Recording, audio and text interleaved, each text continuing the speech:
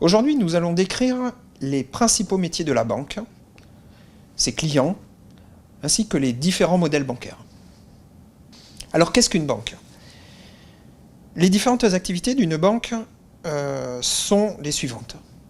La gestion de l'argent et les services proposés aux particuliers et aux ménages, comme la mise à disposition de moyens de paiement, par exemple. Ensuite, il y a l'octroi de crédit et la vente d'instruments de placement aux entreprises, aux particuliers, à l'État. Il y a aussi la fourniture de garanties, cautions et protections diverses. Il y a les activités d'assurance, assurance vie, assurance non-vie. Il y a aussi les activités de marché, l'intermédiation.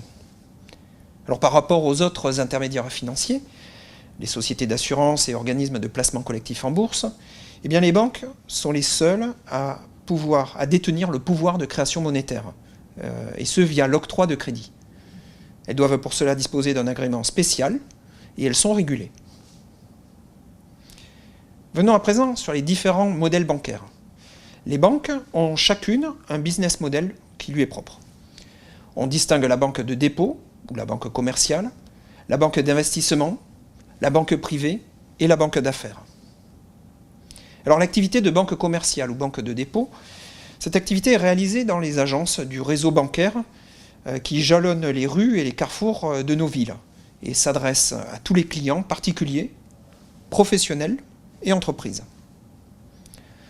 La banque commerciale fait l'interface entre deux types d'agents, les emprunteurs d'une part, les prêteurs d'autre part. Le rôle de la banque est de fournir aux emprunteurs les ressources qui leur sont nécessaires et elle se refinance auprès des prêteurs.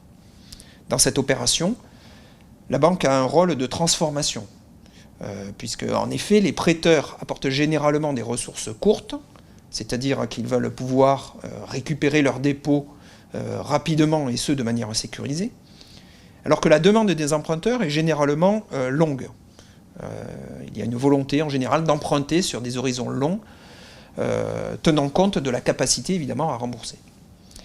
C'est ce qu'on appelle la transformation du bilan. Les agents économiques peuvent être à la fois prêteurs et emprunteurs. Ainsi, les ménages sont plutôt prêteurs nets, ils prêtent plus qu'ils n'empruntent, alors que les entreprises non financières, hors banque, sont des emprunteurs nets, de même que les administrations publiques. À présent, la banque privée. La banque privée, c'est une banque qui rend des services financiers personnalisés et parfois sophistiqués. Ses clients sont des particuliers détenant un patrimoine important. À l'origine familiale, avec un engagement personnel du banquier privé sur sa fortune familiale, eh bien les banques privées sont parfois aussi des départements spécialisés des banques généralistes et qui procurent à leur clientèle haut de gamme des services de niveau analogue à ceux d'une banque privée indépendante.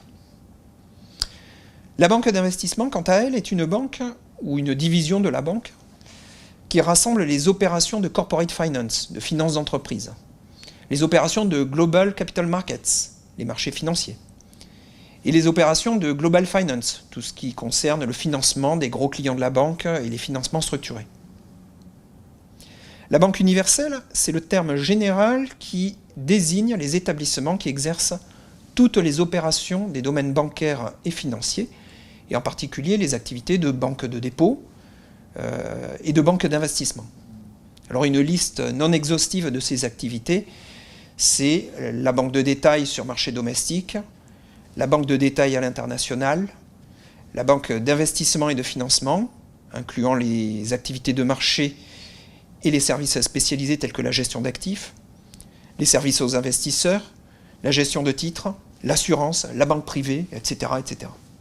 En conséquence, la banque universelle touche une très grande variété de clients, tels que les particuliers, les grandes fortunes, les professionnels, artisans, professions libérales par exemple, les entreprises, allant de la PME jusqu'à la multinationale, les institutions financières, les banques, les fonds, les assurances, les collectivités territoriales, ainsi que les souverains.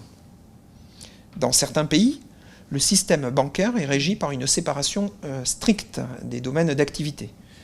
Aux États-Unis, par exemple, entre 1933 et 1999, le Glass-Steagall Act instaurait une incompatibilité entre les métiers de banque de dépôt et de banque d'investissement.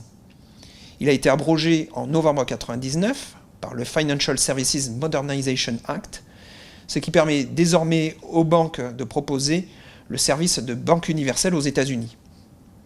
Le débat a été soutenu sur ce sujet de séparation des activités de banque commerciale et de banque d'investissement en France également. Il faut bien constater que tous les modèles de banque ont souffert pendant la crise. Pour certains économistes, les banques universelles sont porteuses de risques systémiques, car leurs business models sont proches.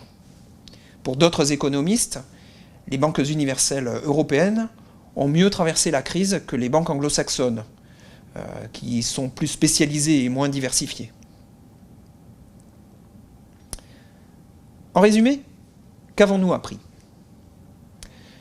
Tout d'abord que le rôle principal d'une banque est d'octroyer des crédits.